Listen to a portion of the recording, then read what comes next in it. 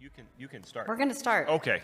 Okay. Hello, everybody, and welcome to Own the Con. This is the talk in which we talk about the con. Yay. Right? So let's just go back for a second. Anybody notice anything weird about this slide? Yeah. Well, I did change it, actually. I changed the number by 1, but it is like if you... Yeah, no, it's not missing anything. There's a hint there, right? This is actually the 19th ShmooCon, but this is only the 18th use of these slides. It's because we didn't actually do this talk the first year, because, I guess we didn't even know if we'd have a second one. I mean, all those things, right? Yeah. So we didn't really do Own the Con in year 1. We started that in year 2. So these slides, first of all, are terrible. Take no lessons from these slides. I swear to God, you won't even be able to read some of them as we progress because the font is like this big. I won't even be able to read them, and I'm going to squint a lot when I look at them. These slides are terrible. Editing them is like a whole process. I dread it every single year. It is the most terrible thing ever. But we've been doing this really ever since year 2, and the whole idea behind this talk is to provide you some transparency into what we do as we organize the con, what happens behind the scenes, how we spend the money, the crazy stories that happen along the way. I don't know, and to allow Bruce to poke fun at all the things. What? Nothing. Okay. Right. So we're going to breeze through some of these because some of these I hope by now. First of all, who has attended this? No, let's start. Stop. Who has never attended this talk and is a first timer? Oh, That's wow. a lot of you. We are going to have so much fun because we get to tell all the stories all over again. Sorry for the rest of you, but you still laugh, so it's cool. All right. Can you see? No, he's on Twitter. I'm on Slack. Just check. I don't know what he's on, but he's going to talk about frickin' gourds. I didn't swear yet, but I'm going to get there. He took his glasses off. You want to talk about that? Like, dude changed his glasses recently, like this whole glasses thing. And now he's like, I can't see. I don't know which glasses to wear. I'm driving. I don't know what's happening. I'm old, okay? I appreciate that. Yeah, sorry. I love you. I'm just going to let you talk for a minute. Okay. So the ShmooCon's organized as an LLC. It is not a nonprofit. Being a nonprofit has a lot of overhead. I was actually just talking with Sam from HSC about the overhead associated with running a 501c3, and it is a giant pain in the ass. Not only are there tax filings and things like that you have to deal with, but you also have certain organizational requirements and structure and oversight that have to be in place, and we don't have that. I think one of the experiences that we've seen conferences and other kind of volunteer-run events have is that when you put a lot of cooks in the kitchen, weird shit occurs. And one of the reasons you put a lot of cooks in the kitchen in these kind of organizations is that you have more horsepower to get stuff done. And it's great if everybody agrees. Once they disagree, it gets kind of weird. In the case of ShmooCon Logistics, Heidi's the maniac at the front. She does the work. So, okay, context. Years ago, I was the president of the only fraternity in the state of Alaska. Really weird. And they would send up these kind of like... No, what's really weird is that Bruce was part of a fraternity. Let's just start there. Yeah. But anyway. We were not a normal fraternity. Sigma Phi Epsilon, if anybody was a Sig Ep. Yeah, there we go. So we were Alaska Alpha, and then they dissolved. So they would send up these kind of like motivational dudes from headquarters who were like lost and didn't know what they wanted to do, so they worked for their fraternity after they graduate. Most of them were tools. One guy, though, was actually pretty good, and he had this thing that has stuck with me since I met him, and he said that any organization, these kind of small volunteer-run organizations, always needs like a maniac at the front who will do all the heavy lifting as everyone else comes and goes and things aren't happening or breaking or whatever. And so when I say maniac at the front, I mean as a term of endearment that she's the one that'll do the heavy lift when someone else doesn't come through or whatever. And so when you're an LLC, you don't have to have any oversight, right? You just do your own thing. It's a private company. The downside is you have to pay taxes on profit. So we do pay tax. We're not a tax-free organization, but we can operate at the velocity and structure at which we choose. And so we chose to be an LLC, and I think it's worked out pretty well because there have been ebbs and flows of the organization and people that are attached. But the one common driving force has been Heidi throughout the whole thing. She's been willing to put the time and energy into it, and so it's ended up working out for us.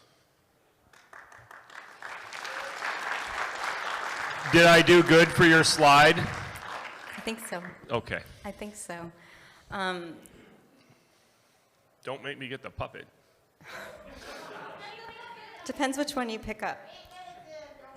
So Yeah, no. I've learned a lesson in We're on life. slide You should 2, never everybody. grab your Like, wife's hello. puppet and pretend to be your wife and mock her with her own voice. Because the first thing, is that what you think I sound like? And that's a really bad.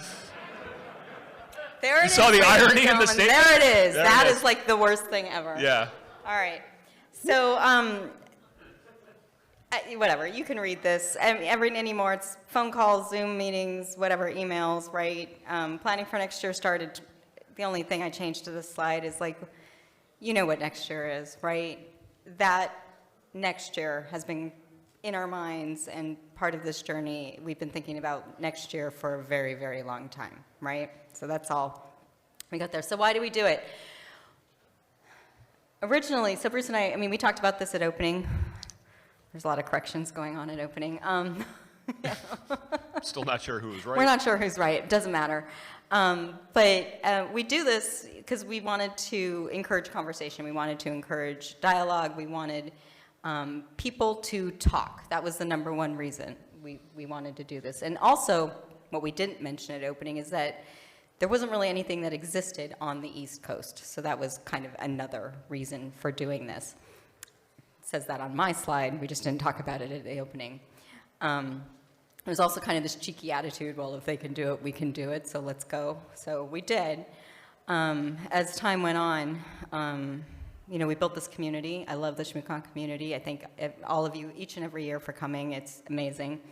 The community that comes out of this conference, one of my favorite parts, as you guys keep hearing me saying over and over and over again, and in fact, as I was walking the halls the last day and a half, the Shmoo student program, like the relationships that are formed just at this hour-and-a-half meeting that we have every year, those relationships get established, they get maintained. I have people coming up to me saying, yeah, these people became our mentors. Like, you know, we stay in contact with them throughout the year. It's an incredible, incredible thing. I mean, that alone is like a reason why we want to keep doing this, except that we're not, so shh. And of course, like, just there's kind of a habit. There's muscle memory around doing this, and that was part of the reason. But obviously, things have changed. This is the only new slide I added this year. Okay, why aren't we going to do it anymore? For those of you who have come to this talk, because this is probably the only room in which I've really said this out loud, I kind of jokingly said along the years that I wanted to stop doing this when I turned 50. Well, I turned 50 last year. So I made it to 50, everybody. Hello. And that was kind of said a little tongue-in-cheek, you know, originally. I was kind of like, yeah, 50 is a good marker. And when I started looking at, like, the year I turned 50, if things had gone well, pandemic aside, it would have been the 20th ShmooCon. There was kind of a lot of things that would culminate together in that year. And I was like, well, that actually might be a good marker, you know, to bring things to a close. Obviously, the pandemic got a little bit in the way. We took a year off. So this is our 20th year of being ShmooCon, but only the 19th con, yada, yada, yada. I'm going to give you one extra year of me, so I'll be 51 by the time we quit. But it will be our 20th ShmooCon. So the other reason is it's just time for us to do other things. We've got ideas of what they're going to look like. No concrete answers for you yet, but there will be other things. I'm not going to say much more than that right now. You want to add anything to that? Nope. He knows when to keep his mouth shut sometimes. But only sometimes. You want to take this one? Yeah, so for a 2,200 person event, we have almost 100 people that help organize it. So 5% of the people walking the halls, plus or minus, are staff. And that's a lot of people, right? Like 100 people to marshal. I mean, think of a 100-person company and the effort and energy it takes to run that. And so we get together for a few weeks a year as 100 people and make this thing happen. We are not as rigid in structure, I think, as other cons. I think if, you know, you're familiar, for those of you that are familiar with DEF CON operations, you know, they think people have pretty strong identity around speaker ops and around, I was waiting for Bob to go, woohoo, speaker ops. Oh, he's working, he's not even here. I guess I should have picked on somebody else, but. Okay. Tom's here. We can, like, Tom's, you know, adjacent. Oh, yeah. Tom's actually a DEF CON employee. True facts, he is. Relatively recent, but we love Tom. We just love Tom. I'm going to stop. Anyway, go on. Anyway, But we do have like discrete roles and responsibilities that people are responsible for, from you know, taping and streaming to security to the party and that kind of thing. And I think what we found that has worked really well is that people will do the jobs that they have affinity for and they enjoy. You know, if you try to put somebody in a volunteer role for a thing they don't want to do, it turns out they won't do it or they won't do a good job. And so I think we've been fortunate to kind of sift and let people align themselves against the things that they want to do. And that's resulted in good outcomes for the con and the community, but also a good experience for the people. I mean, I know personally, like I spend a lot of time working with Bob and Jim on the audio and visual video stuff, and that's because like I'm a huge like nerd about cables and technology. My favorite thing the last 2 years that we've owned are 200-foot HDMI fiber optic cables. But we don't really use them. He just We've never used them. It is They so almost bizarre. They're so pretty and they're coiled. They and like, almost sit got there used and they're today, like, and I can't tell you how excited I was. Right? He was like holding them above his head. I'm like, oh. Yeah. They're also, fiber optic HDMI is dark magic. They're unpowered. They take power from the HDMI bus, and you can get up to 200 meters or 200 feet on Amazon for basically $1 a foot. It's unbelievable. So, like, I just think it's great. And so I work with the AV team way more than I should, just because I like to nerd out about stuff that I don't understand. I don't work security because I don't like people, and so it forces me to interact with people, and I don't want to do that. Maybe I shouldn't do this, but what did you? I'm going to do it anyway. Like, hello, do I like to call out my husband? Oh, yes, I do. What did you say the other day? I really wish PW Crack was in the room. I fucking hate idiots. Yeah, it was something like that. We were talking about the egress and having to get people out during the fire alarm, and it was during one of the security meetings. I was talking to security staff about how to help make sure people leave the building appropriately or whatever, and I just ramped up and I got really fucking angry about idiots. And who was there? It was somebody. I'm looking around the room. I'm not sure who was at that meeting. Okay, yeah. It was really funny, right? Yeah, it was super funny. So anyway, thank you. So yeah, I fucking hate idiots. That's also my new tattoo to go with the gourds. I'll have the idiot gourd through ChatGPT in just a minute. He really does like people. He's just being funny. Anyway, I think that if you're working these kind of events, if you're working these kind of environments. We are on slide 3. I know. I'll hustle up. It's important for people to feel like they're meaningfully contributing, for them to show up year over year and put in the effort that they put in. And part of that is finding the thing that they get value out of and the thing that they want to do. And so I think we've had a lot of consistency in team structure and team membership, especially over the last decade, because people have found the thing that they want to do and they associate with it and they do it. So while it isn't a strong identity that's almost like a fraternity like DEF CON. I mean, yeah. Anyway, that's what I had to say. So listed here, you can see sort of, I think they're all here. I didn't actually double check, but you can see sort of most of the different departments of the con. We love them all, but I'm going to specifically call out the very last one, which is my children and their significant others, because I cannot tell you, this has been my kids' entire lives, right? So they give up, well, they don't actually view it that way because it's been their entire lives. But they've sacrificed a lot for this to happen, right, over the years. And then they've adopted these amazing people into their lives as they've become adults. Not Daxton yet, thank God, he's only 13. But as they've grown, they've adopted these amazing people into their lives, and they have just like jumped in and been like, there's this thing you do? Okay, I guess we do it too. So Katie's sitting down here, and what I want to call her out for specifically is a lot of that editing you saw at opening for Taskmaster, that was Katie. And it was fucking amazing, and I could not be more proud of this girl. So anyway, how lucky am I, is what I'm saying. Lucky that I have this amazing staff, and lucky that my children have chosen amazing partners. Okay, I really don't like to talk to this slide. Can we just say that a lot of hours happen? Yeah, I mean, we put the slide. Really quickly, Bruce. Yeah, we put the slide together. Slide 4 or 5, I don't even know. Like a year ago, just to try to document, because there was, like, we were talking about, like, how much time goes into running the con and that kind of thing. And it's a lot. I mean, it's a lot of effort. And I think one thing that's not super clear on this page, because I can't see it, is that we have done this long enough, the team's done this long enough, we kind of know week by week like what we need to do as we get closer to the con. So like this week is the week we have to go through t-shirt design and get all the t-shirts ordered. And this is the week we do banner design and all that kind of stuff. And you know, the people that work security know it's time for security training and whatever. And so the hours have become very, you know, kind of programmatic. Like we know leading up to the con, this is how it's going to go. And when you add up all that time that all the green shirts put in, it is an astronomical amount of work to make this event happen. So the most important line on this slide is actually the last one. So if you see someone in a green staff shirt, please, please, please stop and say thank you to them, because again, as much as we do, they do just as much. They are. They're all like turning to each other and going, thank you, thank you, thank you, doctor, doctor, doctor. Thank you for thanking yourself. All right, for those of you who don't know the joke at the top of the slide, for years and years, my Amex credit card said logistics. Don't know how that happened. Bruce's credit card says Bruce. I think I ordered them at 3 a.m. That's how the best mistakes happen, right? It's an idiot gourd. It's just, I'm gonna put that out there. This is, it's what, yeah, that's going on the other butt cheek. It is not. He's actually really happy. I kind of like him. He's a fun. I have words for you later. So this is where we get to where like the text on the slide starts getting really, really, really, really, really, really small. This is also a slide I think we added last year, maybe the year before. Yes.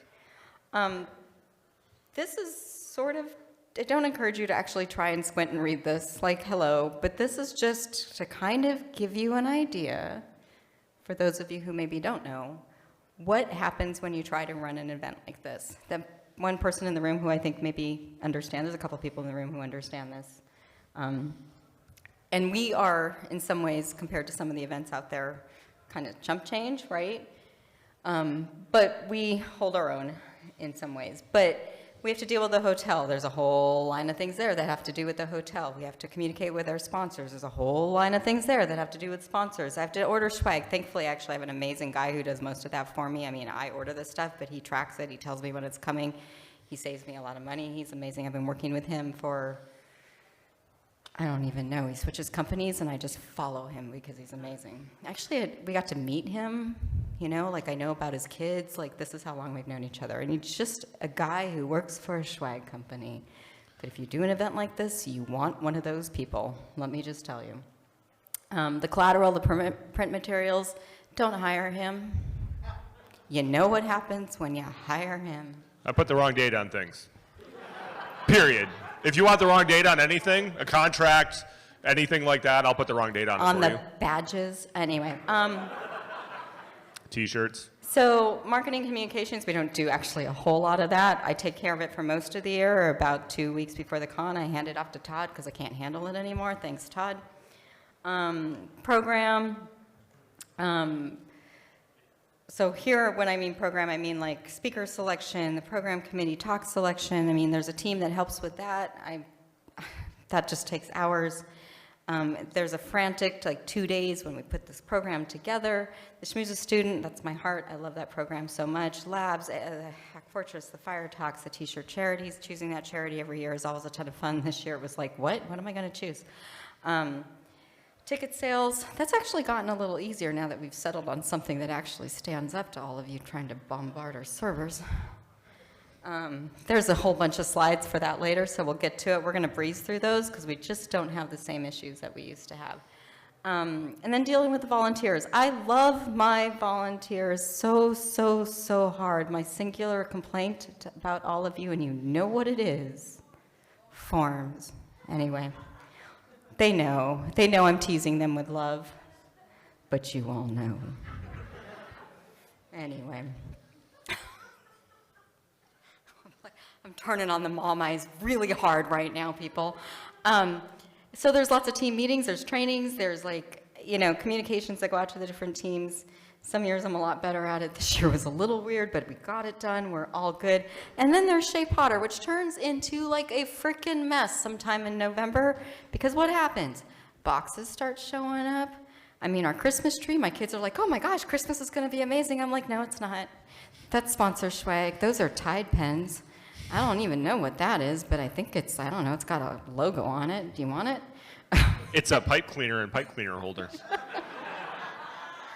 We do try to hide it. Like, our Christmas tree had sponsor swag underneath it until I think the 23rd? Yeah. Maybe the morning. We open presents Christmas Eve. So our goal was to get all that hidden by the morning of the 24th, right? Like, that was our goal. So by the afternoon of the 25th, it was all back in the living room again.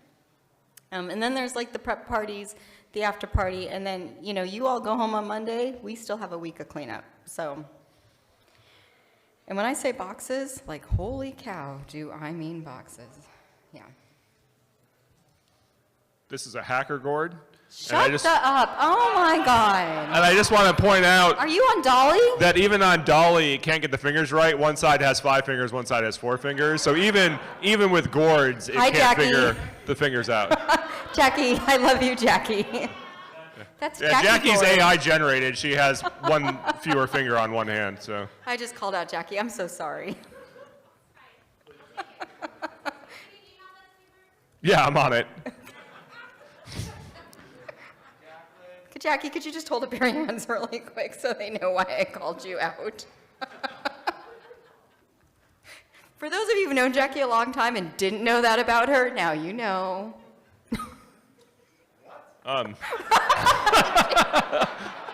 That's her husband, by the way. Okay. Do we have a slide on training or no? A slide on training? No, let's make one up right now. Okay, so one thing that I think is important when you have these kind of events, and this has come, I think, more to the forefront in the last few years. I drank both of our bourbons. Yeah, I know. I noticed that I didn't have any of my bourbon left, and I hadn't drank it. I took it. That it's important for volunteers to be armed for success in their job, and that means giving them kind of guidance and training on how to do it. And for people like taping and streaming, it's making sure they're comfortable with the hardware and software, and we're making good decisions to make it easy to troubleshoot and work on site. For security, it's making sure that they understand how to deal with various adverse situations, from harassment to physical violence and drunkenness and that kind of thing. And so we spend a lot of time putting together training material to help our speakers, to help our various staff members to do their job correctly. And it takes work, right? Like when we actually went and looked and tried to create our security training, be like, how do you train lay people to be able to do the job that our security staff does? There's not a lot of stuff out there. And so we ended up talking to people from other events. We talked to people that run professional venues and try to understand, how do you train people to control crowds, to get people to, egress in emergencies and that kind of thing, and put together training. It's not that it's the best training, but we're making an attempt, right? And I think it's important to really, arm people as best we can with that information so they can do their job, well. So there, we had a training slide. Yeah, Tim. New slide. Not really. Not going to talk too much about this one. Yes, we're at the Hilton next year. The most important line on here is there's your sneak peek for the dates next year. I am so going to try to get those changed. They're way too early for me. Why? Because it's going to screw up shipping. That's all. That's it. That's the number one reason. With the last year, I don't care if it messes with Christmas. I don't care if it messes with New Year's, but I can't handle the shipping. So we'll see. I actually have a clause in the contract that will allow me to move the dates without penalty if there's dates available. So we're going to see. So this is what I'm contracted for. I have people contacting me saying, well, I'm going to get married in January. Do you know actually when you're going to be? Because I really want to be there. I'm like, honey, I love you, but this is what we're contracted for. I don't know. I want to try and change them, and I want to be at your wedding, but I just don't know. So anyway, there's your sneak peek. Okay? Ignore the rest of that slide. Here's Neo as a gourd. Oh my God.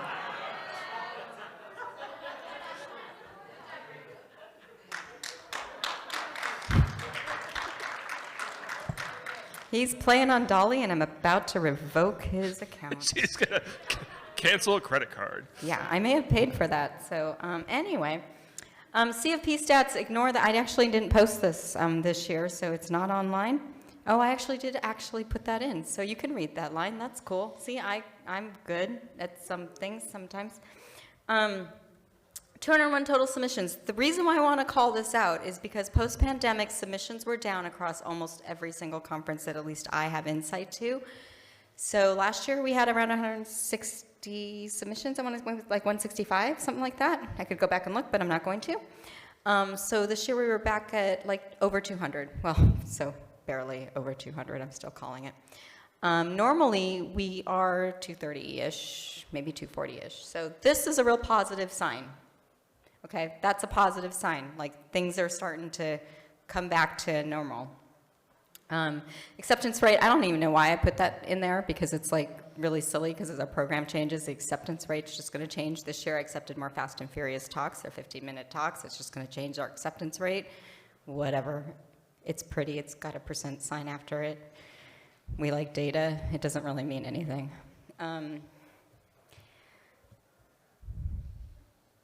Bunch of other data here. I collect this mostly for me from year to year because it helps me kind of see how the con ebbs and flows. I think the most important thing that I see on this slide, which makes me think about the future, is if you look at the distribution among the submissions across the tracks, what do you see gets the highest submissions every year? It's Bring It On. It's because people don't know what track to submit to. So they always select Bring It On. They're like, I don't know, is my talk builded? Is my track, you know, is it a belay talk? I mean, is it a defensive talk? Is it an offensive talk? Is it about, like, they don't know. People really just don't know. And so they're always like, I'll just throw it and bring it on and it will be good. Well, okay, but it causes us some consternation on our end because, like, we have these 3 tracks and we're trying to build out a program that's kind of balanced across, you know, the themes, right? So I haven't really even talked to Bruce about this yet, but I noticed this when are you? Anyway, I'm grooming stop him. touching Yep. the moose.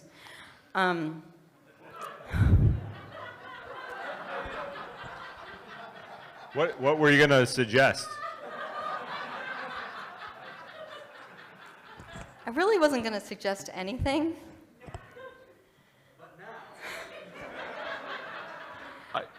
So, So, I have thoughts on it. well, we're going to have a conversation. Welcome to the Potter household, everybody.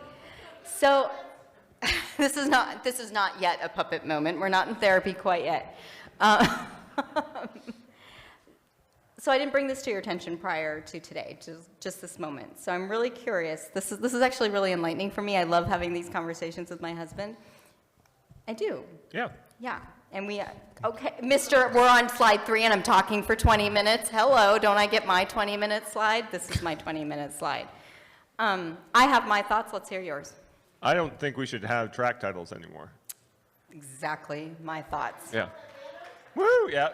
So, yeah. Well, I mean, we'll still have banners. They'll just be track 1, 2, and 3 or something. All right. So Alpha, beta, gamma. what is incredible to me is how often Bruce and I will come and arrive at the same kind of, maybe not quite the same, like he says no track titles. That's not exactly what I was thinking, but it is very, very close to where I was going already. So we are very, very in sync. So I think, having been on both sides of this coin, as an attendee at a con, I'm not really paying a lot of attention to, like, I want to go to this track or that track. I look at each time as, like, what talk do I want to go to? And the fact that it's named, like, offensive track or, like, blue team or whatever, like, I don't give a shit. It's just the thing I was interested in. And so, like, we spend a lot of time, like, trying to bin talks together. But it doesn't really matter. so People much aren't work. sitting in one room for 8 hours much work because, on like, the it's back my end. job. So. Right. So thank you. I'm Yeah. totally in agreement. So if we see any change in the last year, it might be something along those lines. Stay tuned. But again, Yeah, cool. yeah, total agreement. Also, I love this. Here's Heidi and Bruce Potter as a gourd. Wait. Also, if there's any doubt, it didn't know what to do with the dress, so it just shoved it into the gourd. Yeah, I'm not really happy with this. Yeah, all right, let me work on it. Yeah. Let I would me like work to on adjust it. the prompts I'm just gonna a do little bit. prompt engineering. I feel like Ask the this- magic box to do it better. I feel Fuck. like this portrays me as I know my name's German, but I'm not German. And I feel like this portrays me slightly blonde, and I'd highlight, but come on. All right. Yeah, I'm a wizard. Oh, yeah, but I don't have a stash. Oh, Come okay, on. yeah. Just because our last name's Potter, don't be Potterist. Oh, shh. The gourd father. The gourd father. That was me. I acted out the gourd father. We're not going to talk too much about CFP stats, We still use OpenComp. It's working pretty well for us. Each talk gets 4+ reviews, yada, yada. They're scored. The scores are important because I use those to help build the program. But they aren't the ultimate decision. So when the scores are done, there's like a list and they're ranked, right? But that's not the end all be all. I look at those talks, and there's kind of like, there's the top float, ones that float to the top, and like those are probably pretty much automatic accepts. But then I have to go through, and I have to look through and decide, okay, who was cranky, which reviewer was cranky, which one was super happy that day, because you're going to see disparities. You're going to see a 1 and a 6 on the same talk.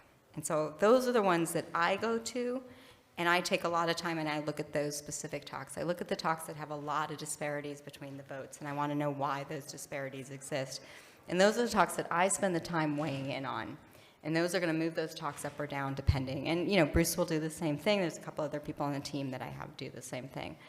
And once we're through all of that, that's how the program gets built. And then the time is spent trying to balance those tracks, right? Because we want the tracks to be, at least up until now, an accurate reflection of what they're supposed to be as much as possible. It's a lot of time. It's frenetic because it usually takes place in about 2 or 3 days across many time zones. It's kind of fun sometimes, but sometimes it's a lot of work. Anything you want to add to that? No. He's adjusting what Heidi Potter looks like as a gourd. It's the gourd father, and I want you to note there are gourds in front of him that are apparently other gourds he has killed on his desk. So that's really... If you could please pull up the horse head scene. Oh, that's a good one. I have another one after this, though. So. Okay. Anyway, so I should not be allowed to have this. Up. I'm trying not to swear, but it's going to start really soon. I'm going to spend like a hot minute on this slide because this is the one that drives me crazy. This is not just true about the ShmooCon CFP, it's true about any CFP you ever submit to. Do not at all ever think you're special. Follow the fucking instructions that they give you. Fill out the fucking form. Here's why. We're asking for what we want in the order that we want it for very specific reasons. We don't want to spend time looking for it. We don't want to spend time asking you for it. In fact, we won't. And if we have to ask for it, we're never going to look at your submission again. It's an automatic out, period. We're not going to look for missing information. We're not, it's just, it hurts you. It doesn't hurt us. We're like, oh, it's not there? Okay, 0. That's it, period. Okay, if we say in this order, we want it in that order because when I go and collect bios, I'm only going to go down to line 2 and I'm going to grab that bio. Don't make me search further than that. It's work, and that's my whole point. Do it in the order that we ask you. Do it the way that we ask you. Make it easier on us because we're looking at a lot of these. It's not just you. And I understand sometimes there's like certain circumstances, and we'll work with those. Like, I understand that. But in general, the number 1 rule is follow the directions that were given to you, okay? That's it. I'm not calling anybody out. Most people did really good this year for the most part, right? It's fine. As far as ShmooCon goes, don't send us slides, don't send us a white paper. Send us the things that we ask for. It's like a list of 10 things. Most of them are really easy. When we say detailed descriptions should be longer than your abstract, we actually mean that. Your abstract's what goes in the program. Your abstracts, Kim, who helps me with the program every year, she's like, keep your abstracts short, people. We put a word limit on those on purpose. It's because well, yeah, they do. They take up a lot of space. Most of to save paper, we just keep most of it online anymore, right? The abstracts and bios are online. And the next line there is really important to me. When appropriate, reference the prior art. We've been around for a really long time. Half the time, I haven't, but many of the people involved in doing the reviews have maybe even given a talk on the subject you are submitting on. Reference prior art. You may have new things to say about it, but reference prior art. Don't act like you are like the newest shit on the block, because you're not. Sometimes you are, but often you're not. You're standing on the shoulders of others, and that's important to recognize. Don't tease us. Like, we are the people you should be giving the spoilers to, Okay, we will treat it as confidential information, but don't like be a teaser, like I can't tell you till I get there. That doesn't work for us. We need to know what you're going to say. And at least, yes, I mean, we get it, but spelling does count. Don't submit something that doesn't have periods or, at least an attempt at proper capitalization. Why? Because somebody has to go in and do that later, and it's work, right? So do us a favor and at least try. Anything to add, Mr. I can't spell? No, not throwing stones in that glass house. Yeah, right? And I don't mean to sound super cranky. I mean, I'm not. I'm really not. The number one thing here is the very first line. Please, no matter who you submit to, follow directions. It's a thing. I have an audience request. Gone with the Gourd. Oh, my God. Do you do this on purpose? What? Like, I'm like trying to be serious, and he's all like, I think she's going to cry. I think I'll try and make laughter happen. I waited to make the Johnsons joke until you were done crying. Do you know how many gourd jokes you popped while I was up there, like, trying to emote the last ShmooCon? I'm like, I'm going to die, I'm going to cry. And he's like, and then, did you know? Actually, folks, I'm teasing him. It's exactly what I needed. I didn't know how I was going to get through any of that. I retract my previous statement. We will have one track that's named. It'll be the Gourd track. All right. I am going to give you 1 minute to talk through about the next 2 slides. All right. So ticket sales have been a lot less dramatic than they have been in the past. Give me 15 seconds. We're going to the next slide. Okay. We have a landing server that basically soaks all the traffic initially, and then you get the link from the landing server. There's various bot countermeasures that are in place there to try to control and make sure that we have only humans in place. From that point forward, you get shunted to the reg server where you actually answer the CAPTCHA and then get your registration code.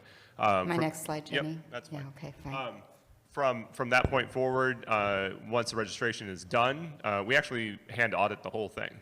We look at all the stats, we look at the IP addresses, user agent strings, the sequence of events. Sometimes we blink our eyes really fast and hope for the best. No, that's not true. Yeah. We really no, do and people are like, we see these posts online where people are like, oh, the bots got them all again. And the reality is a vast majority of them go to humans who click the button. We have pretty good countermeasures, partially because we're fortunate that there are way more people trying to buy tickets, usually by a factor of 3 to 5 to 1, buying tickets instantaneously just at the top of the hour, which actually puts the balance in our favor for keeping the bots loose. It's actually hard to bot this, given the way that we've instructed it. We have looked at a lot of different ways to do this. We appreciate people's guidance in the past. What the fuck? Yeah, like he's using up his time. Oh, your time starts now, Mr. Bruce Potter. Yeah, okay. Holy shit.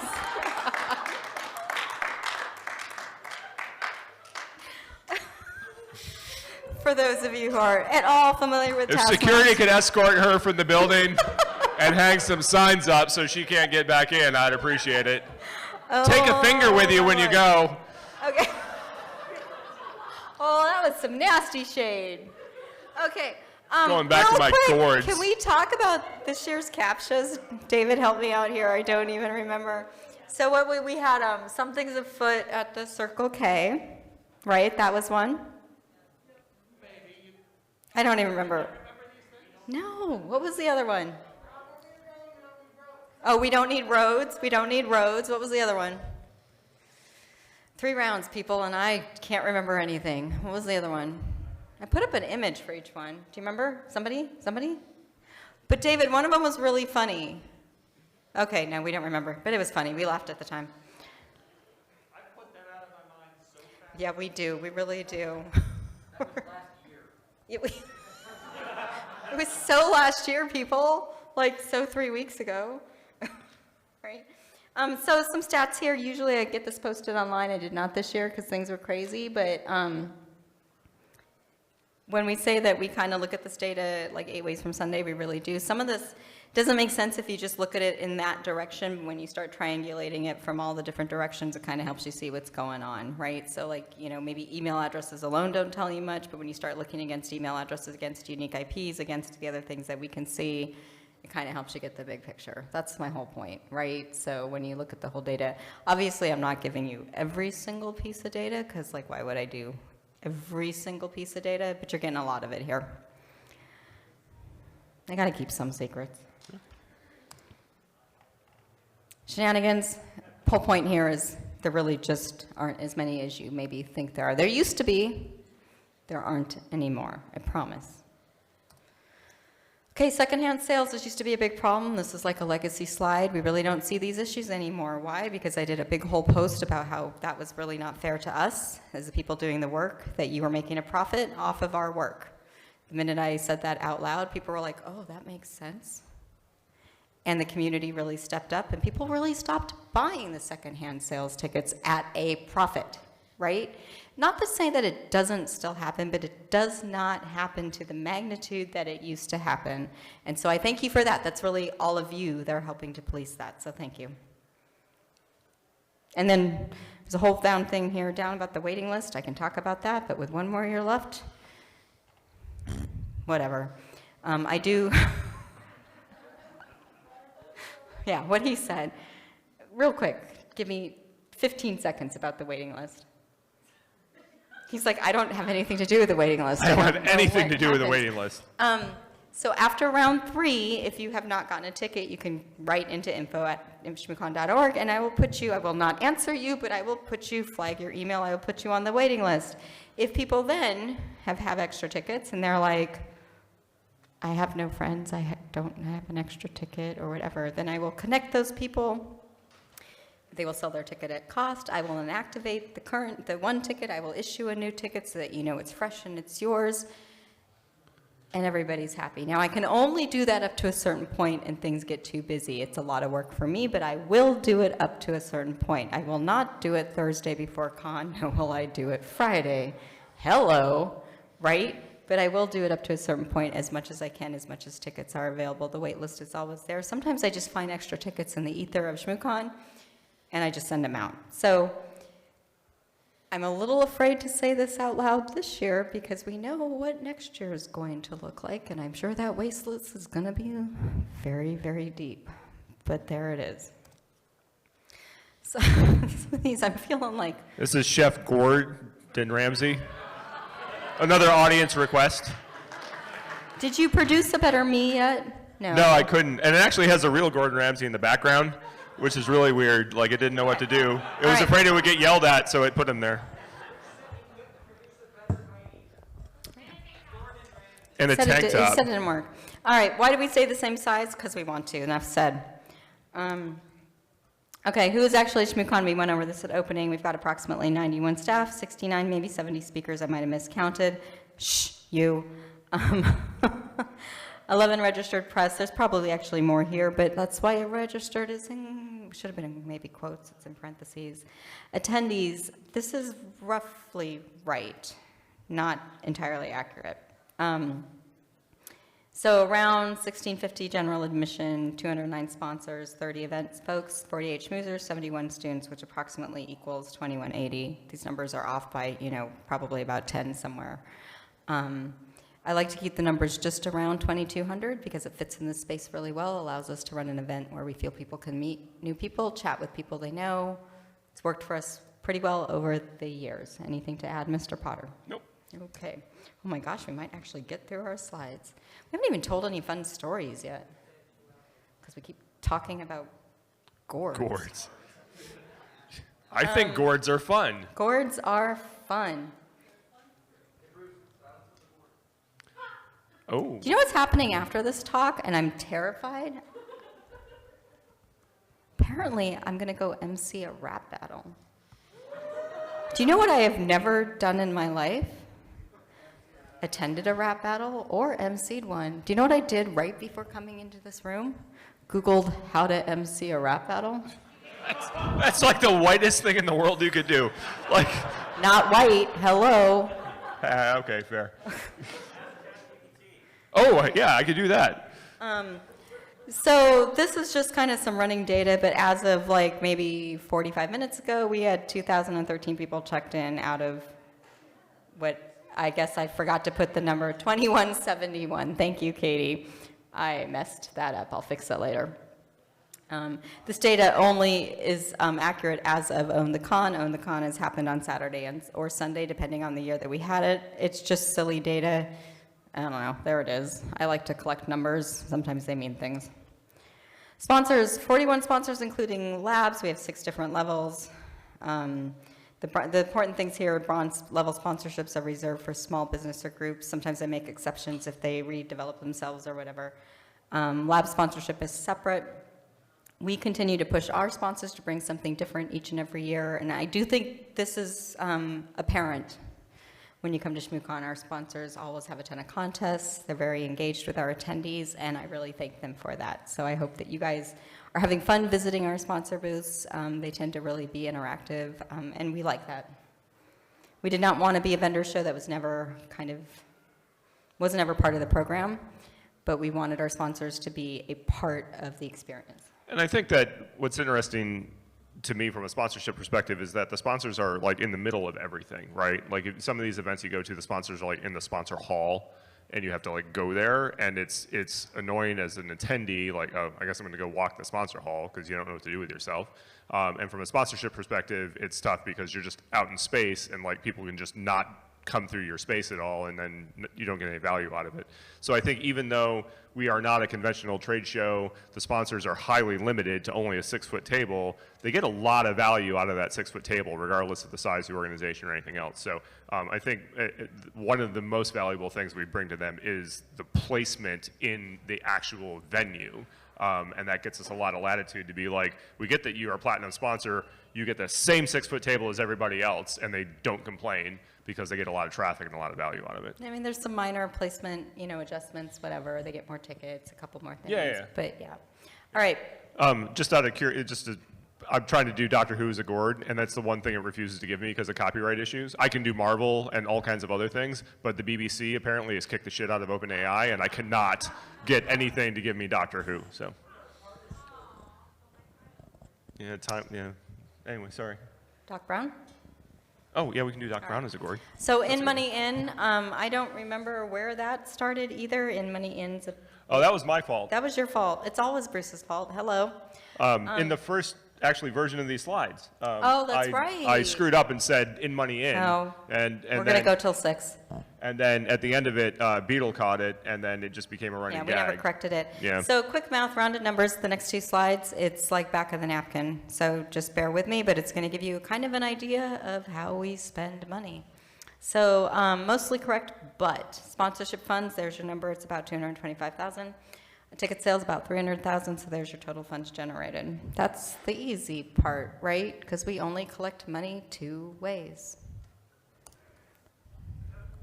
Okay, there it is. This is kind of back of the napkin. It's all rounded. I dare you to try to add it up. I did, and I did it wrong 3 times.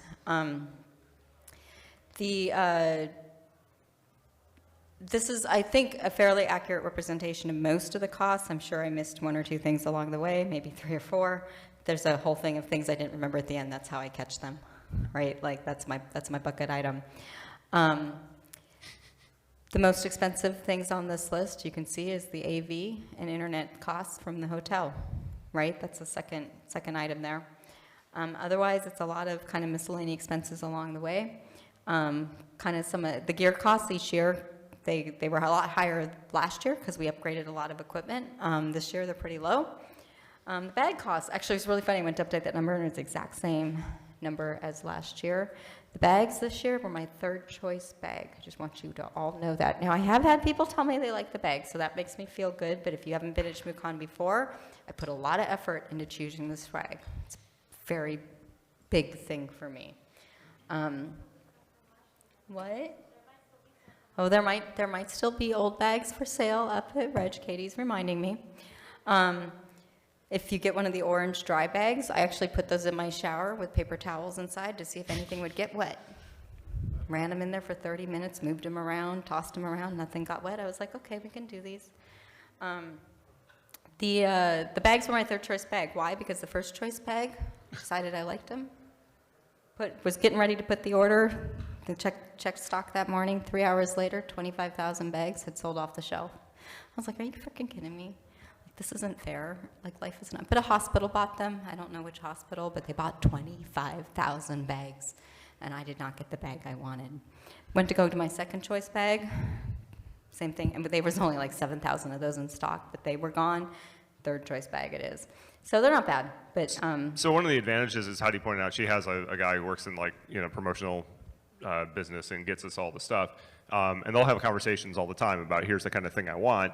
And this dude will cause like an avalanche of overnight bags to show up at her house. Like FedEx shows up like 10 hours there's later. literally a stack in my office. It's unbelievable. Like I have no idea how much money it cost him to send these, and they literally will show up like in 12 hours, and there'll be like 10 new copies of different bags. And so she has this huge pile of all the sample bags and sample everything that we get. But the nice thing about having somebody else do that is like it's not just a website where you're having to look at it. Like this dude takes the time, sends you all the stuff, lets you play with it, touch it, decide what you like, and then we'll work with you to find the best deal and the best way to fulfill it and the best he shipping tracks thing. the shipping. He lets me know if it's going to arrive. He does all of that, and I don't have to maintain. And it any doesn't of cost any more. And the dude's like a friend now, like a genuine friend. It's pretty awesome. Like one year he sent me a birthday present. It was, I don't know, it was nice.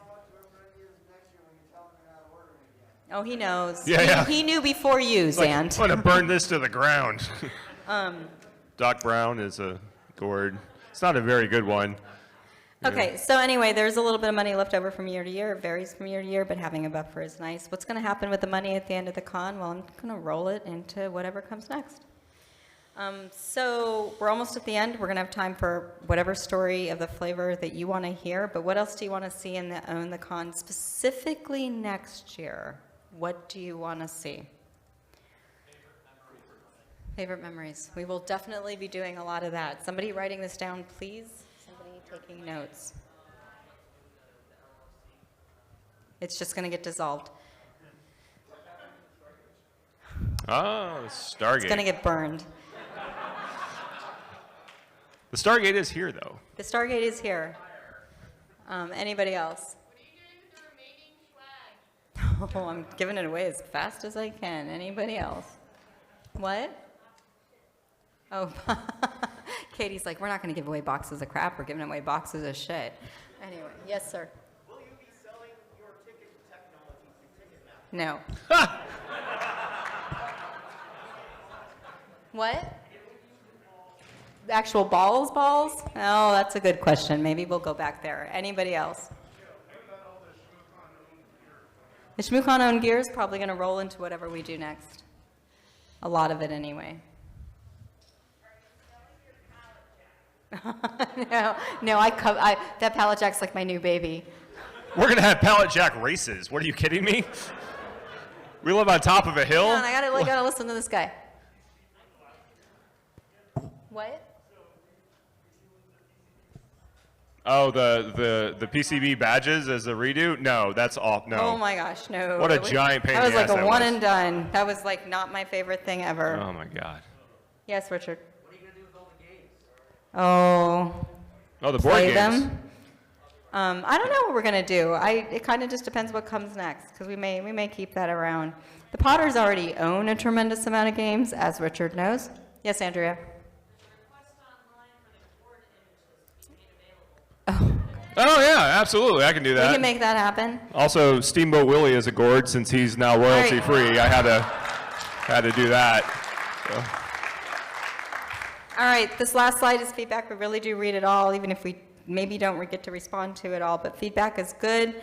Positive feedback obviously feels good, but ideas, suggestions, and constructive remarks actually help us build a better con, right? So we do appreciate every single thank you, every single whatever does make us feel really good, and I do share that with my staff. But if you do have any constructive comments, we do take those to heart. We have 2 minutes. What story would you most like to hear? Hermaphroditic chickens. All There we right, go. yeah. People are going for the exits right now. That's the right move.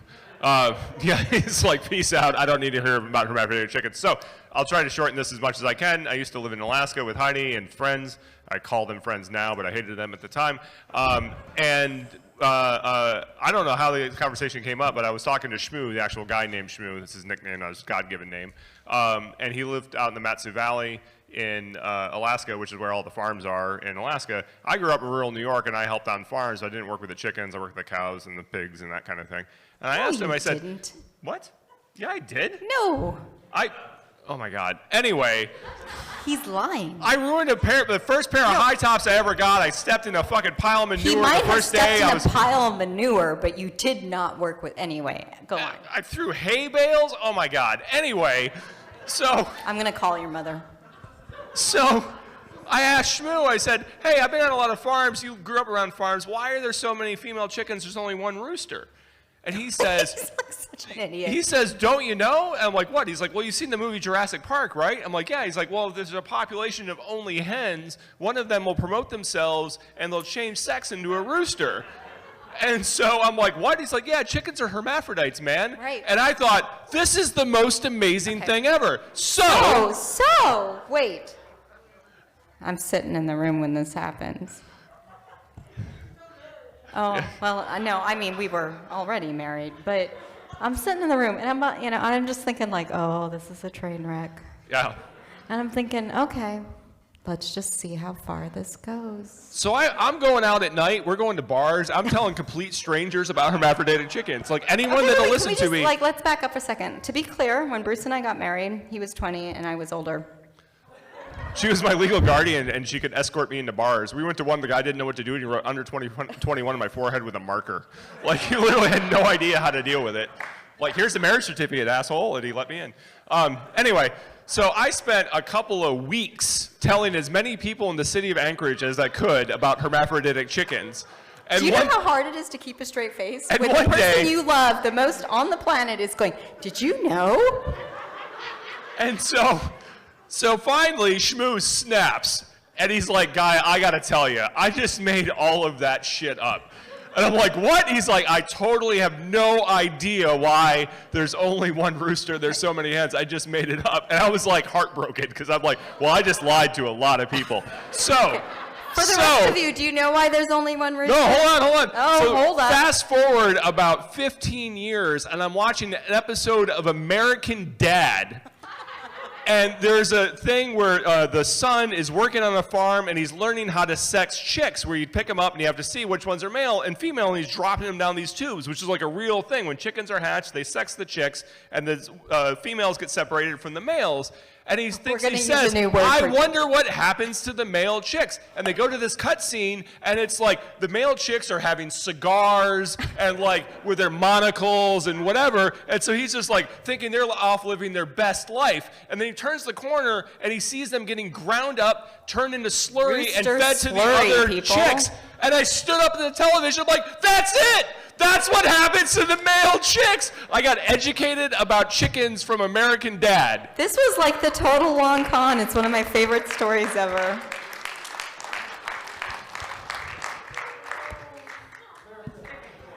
Yeah, now I gotta go get that in gourd form, so. And I have to go MC a rap Gourd battle. slurry, otherwise known as pumpkin pie.